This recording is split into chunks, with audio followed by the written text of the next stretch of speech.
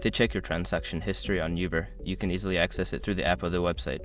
Follow these steps to view your past rides and payments. Step 1. Open the Uber app.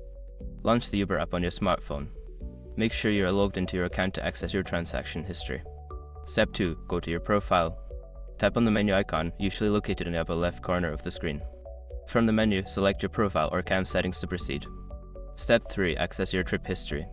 Look for an option labeled Your Trips or Trip History. This section will display a list of all your past rides, including details about each trip. Step 4. Select a trip. Scroll through your trip history and select the specific trip you want to review. This will provide you with detailed information, including the date, time, route, and fare. Step 5. Review payment details.